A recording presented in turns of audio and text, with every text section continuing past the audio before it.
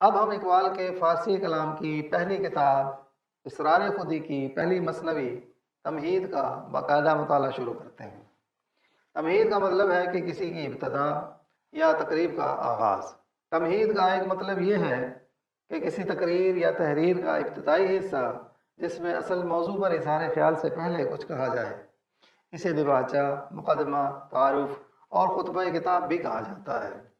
تمہید کے معنی تربیت سازی، تنظیم سازی، استواری اور بنیاد رکھنے کے بھی ہیں۔ ہم دیکھیں گے کہ اقبال نے تمہید کے تمام مطالب و معانی کو اپنی تمہید نگاری میں کھپایا ہے۔ یہ تمہید مثنوی کی حیثیت میں 92 اشعار پر مشتمل ہے۔ تمہید کے پہلے 31 اشعار میں اقبال نے بحیثیت انسان اپنا اور اپنے مطلوب افراد کا اور اپنے مقصد کا تعارف کروایا ہے۔ 32ویں شعر سے 47ویں شعر تک اللہ تعالیٰ اور حضور صلی اللہ علیہ وسلم کی نصرت ملنے کی بات کی ہے، اور 48ویں شعر سے 85ویں شعر تک مولانا رومی کے میکدے سے فیض حاصل کرنے کی بات کی ہے، اور آخر میں شعر نمبر 86 سے 92 تک فارسی زبان میں اپنی مثنویاں لکھنے کا مقصد بیان کیا ہے۔ راہ شب چوں مہر عالم تاب زد، راہ شب چوں مہر عالم تاب زد، گریہ من بر رخ گل آب زد، گریہ من بر رخ گل آب زد۔ راہ شب رات کا راستہ، تاریکی، چوں جب، مہر عالم دنیا کا سورج، تاب زد اس نے روشن کیا، گریہ من میرے نالے، بر پر، رخ گل پھول کا چہرہ، آب زد اس نے پانی چھڑکا، تازہ کیا۔ جب دنیا کے آفتاب نے رات کے تاریک راستے روشن کیے، میری آہوں نے پھولوں کے چہروں پر شبنم بکھیر دی۔ اس شعر میں آفتاب استعارہ ہے اقبال اور کلام اقبال کا، اور پھول وہ ساتھی ہیں جو امت مسلمہ کی عظمت رفتہ کی بحالی اور نشاط ثانیہ یعنی دوبارہ عالمی غلبے کے لیے کمر ہمت کس کے میدان میں آئے ہیں۔ اور کلام اقبال وہ مہمیز ہے کہ جس سے دلوں میں امید کی کرنیں روشن ہوتی ہیں اور چہرے تر و تازہ ہو جاتے ہیں۔ اقبال نے کہا کہ میری ملت پر تاریک رات چھائی ہوئی تھی، میری قوم سو رہی تھی لیکن میں جاگ رہا تھا۔ امت کی پستی کے طویل دور کی تاریک رات میں جاگ جاگ کر میں نے اپنے رب کے حضور گڑ گڑا کر مناجات کی۔ بالآخر جب میری دعاؤں کی قبولیت سے اندھیری رات چھٹنے لگی اور میرے کلام سے میری قوم پر امیدوں اور آرزوؤں کا سورج طلوع ہونے لگا، تو میں نے دیکھا کہ پھولوں پر یعنی میرے ساتھیوں کے چہروں پر بھی میری آہوں کی اثر انگیزی سے شبنم کے موتی چمک رہے ہیں، اور وہ صبح امید کی نشاط خیزی سے دمک رہے ہیں، ایک نئی منزل کی طرف نشاط رحیل کے لیے تیار ہو رہے ہیں۔ گویا کہ قدرت نے امت مسلمہ کی کالی رات میں نہ صرف مجھے آفتاب بنا کر چمکا دیا ہے بلکہ مجھے چند ایسے ساتھی بھی فراہم کر دیے ہیں جو امت کی سربلندی کے لیے پرعزم ہیں اور جوش حیات سے سرشار ہیں۔ عاشق من از چشم نرگس خواب شست، عاشق من از چشم نرگس خواب شست، سبزہ از ہنگام ام بیدار رست، سبزہ از ہنگام ام بیدار رست۔ عاشق من میرے آنسو، از سے چشم نرگس، نرگس پھول کی آنکھ، خواب نیند، شست اس نے دھویا، ہنگامہ ام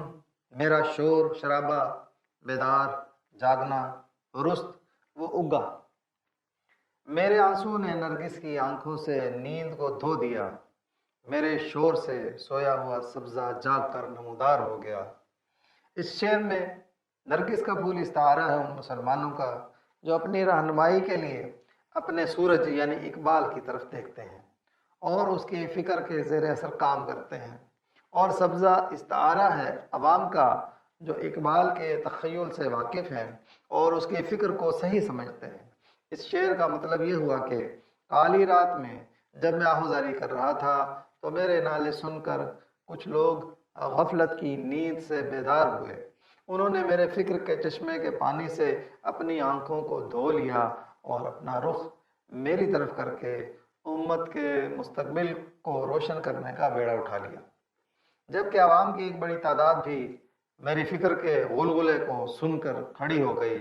اور انہوں نے مجھے فالو کرنا شروع کر دیا۔ اس طرح میں اور میری قوم اپنے ابتدائی اور عارضی مقصد کے حصول میں لگ گئے، جہاں ہمیں ایک آزاد ملک درکار تھا،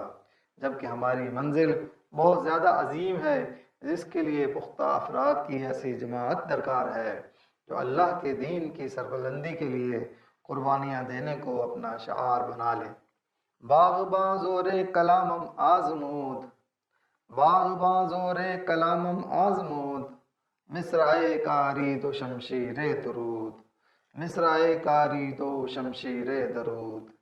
باغبان مالی، زور کلامم میرے کلام کی طاقت،